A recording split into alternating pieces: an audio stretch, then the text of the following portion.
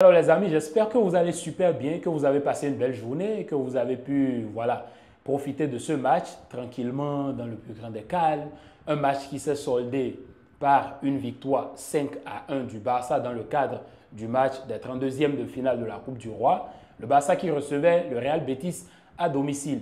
Et à l'issue de ce match, moi j'ai envie de dire quelque chose. À l'issue de ce match, nous pouvons confirmer en toute légitimité que Lamine Yamal est l'un des meilleurs joueurs au monde, sinon le meilleur joueur au monde actuellement. Et oui, je pèse mes mots. Je pèse mes mots. Il n'y a qu'à voir la prestation masterclass que Lamine te délivre dans ce match. Le Barça, en gros, te fait un bon match. Déjà que dans le 11 de départ, il y a eu certains changements. Il y a eu Olmo qui jouait de faux neuf. Il y a eu Gavi, il y a eu Rafinha, Lamine Yamal.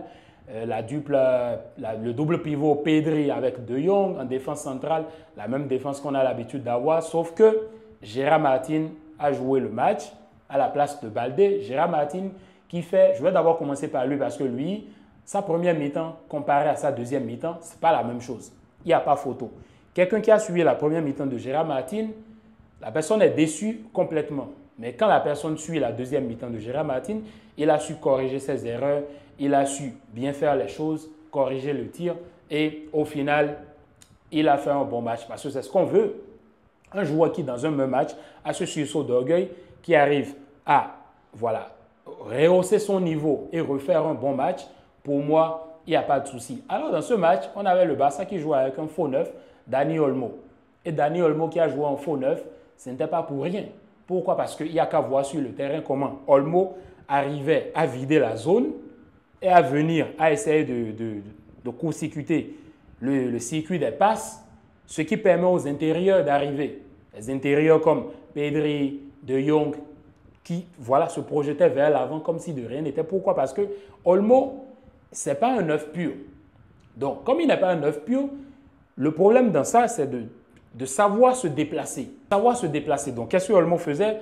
Tac, tac, il fait le mouvement, il va, il revient pour que les intérieurs puissent progresser. Donc, les passes allaient, les passes... Et en plus, il faut voir les récupérations, comment ça se court-circuitait au milieu de terrain. Aujourd'hui, dans ce match, en fait, ce n'est pas que le Barça donne un 5-1 au Betis Séville. Le problème, c'est que le Barça ne laisse même pas le Betis Séville jouer. Si vous vous rendez compte de la dinguerie, le Barça ne les laisse même pas aligner 4 passes d'affilée. Pourquoi? Parce que le pressing, mais il était de taille. Le pressing du Barça aujourd'hui, il était de taille. Et quand je parle de pressing, je vais parler de Araujo aujourd'hui dans ce match qui me fait un match incroyable. Non mais Araujo, mes respects. Que ce soit dans les récupérations, dans la défense, la projection vers l'avant, les passes, il était partout. Partout aujourd'hui, Araujo, à gauche, à droite, devant, derrière, recto, verso, en dehors du terrain, Araujo, il était partout. Et ça duple son duo avec Koubarsi, franchement, un duo qui t'apporte une tranquillité dans ce match. On ne les a pas vus dans beaucoup de matchs encore, mais dans ce match, ce duo, il t'apporte la tranquillité en défense centrale. Mais c'est que l'attaque du Betis Séville a été neutralisée dans tous les sens du terme.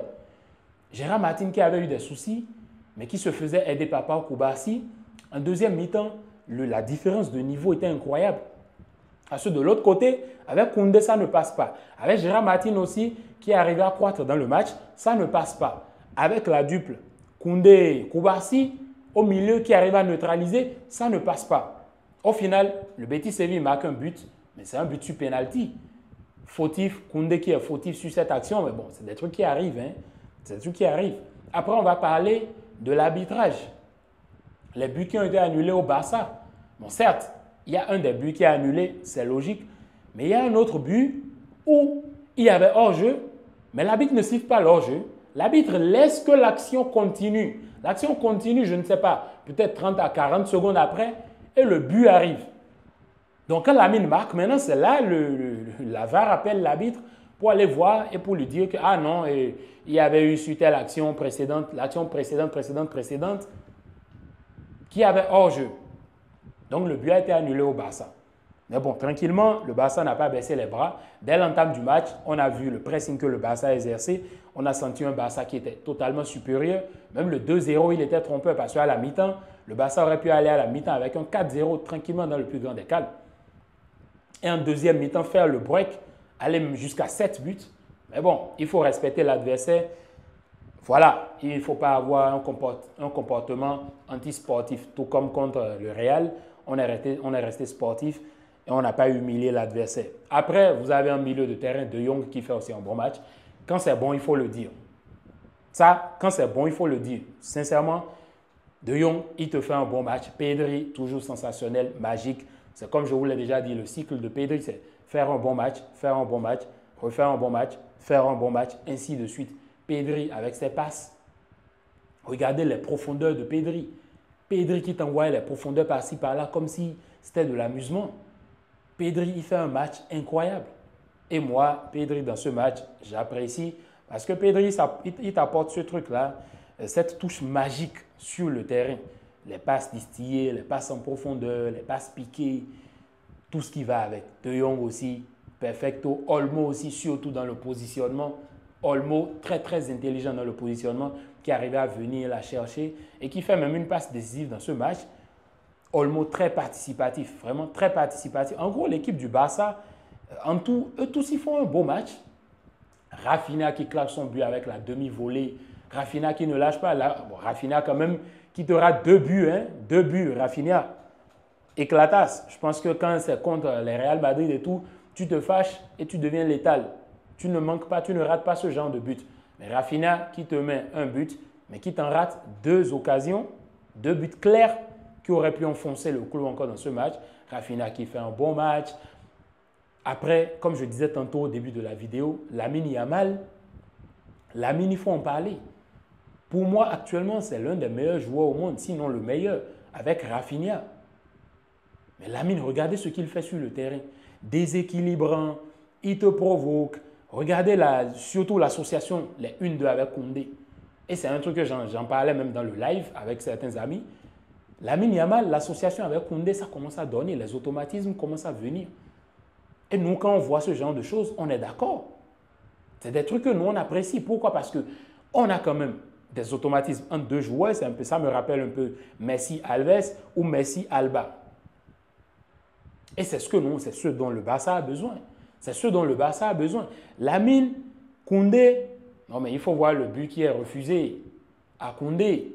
Koundé, un but stratosphérique. Regardez le but que Koundé met. Mais ça c'est un but d'anthologie, c'est un but d'attaquant. Mais quel but incroyable! L'1-2, il laisse la balle passer. Lamine lui filtre la balle. Il arrive, tac, tac. Il la croise. Zapatasso, un but mortel, incroyable, très fort. Il a tiré très fort. Le portier, il est battu, forcément. Koundé, l'association avec Lamine, un truc que je commence vraiment à faire beaucoup attention à ça. L'association, quand même, elle est belle. Elle t'apporte ce plus-là.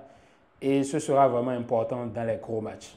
Sincèrement, hein, surtout si les deux, s'ils sont sous leur beau jour, ce qui va se passer, c'est quand même ouf. Alors, il n'y a pas vraiment grand-chose à dire sur ce match. Hein. Le Barça qui a dominé totalement, que ce soit en possession, que ce soit la domination, en transition, en sortie de balle. Offensivement, le Barça est incroyable. Et quand on parle de l'offensive, c'est la meilleure attaque actuellement au monde. C'est la meilleure attaque, il n'y a pas photo. Le Barça, je ne sais pas, ils t'ont déjà mis 300 buts cette saison. C'est trop. Ils t'en marquent, mais tellement. Moi, à un moment donné, même, j'ai peur. Je me dis, OK, et si au moment où il nous faut les buts, ils ne marquent pas les buts. Mais bon, ça fait plaisir de voir le Barça qui, une fois encore, foudroie son adversaire. Une goleada dans le plus grand des calmes. Et voilà, qui se qualifie maintenant pour les 8e de finale en attendant le tirage au sort. Le Barça se qualifie, le Barça fait le break, le Barça remporte le match. Tous les joueurs étaient au niveau. Iñaki Peña aussi, incroyable. Lewandowski qui n'a pas joué. Voilà, donner du repos au cadre. Baldé aussi, accumulation de minutes. Donc tous ces joueurs-là sont restés au banc. Le Barça qui a su gérer. Koubassi, Araujo, ça va, ça va. Moi, j'ai aimé. Surtout, n'oubliez pas de me dire dans les commentaires ce que vous avez pensé de ce match, vos tops, vos flops. Et qu'est-ce que vous pensez pour la suite de la Coupe du Roi? Parce que ce mois, on va jouer la Coupe du Roi, je ne sais pas, jusqu'à février. Et on saura déjà qui sont les finalistes. Je crois que c'est en avril, le 26 avril ou je ne sais pas trop, c'est à voir, c'est à vérifier encore. Donc, le Barça qui fait le nécessaire et qui se qualifie. C'était tout pour la vidéo. Merci à tous ceux qui étaient sur le live aussi. Vous êtes les bons. Certes, c'est un début. Là, je suis un peu fatigué. Pourquoi? Parce que je ne suis pas habitué. Un live de près de 2 heures du temps. Après, il faut débriefer. Ce n'est pas du tout facile. Donc, ça viendra avec le temps. Surtout le live aussi, pour ceux qui l'ont vu. Vous avez senti qu'il y avait des moments de silence et tout. Bon, certes, ce n'est pas facile. C'est avec la pratique qu'on s'améliore. Allez, c'était tout les gars. Bien de choses à vous et peace.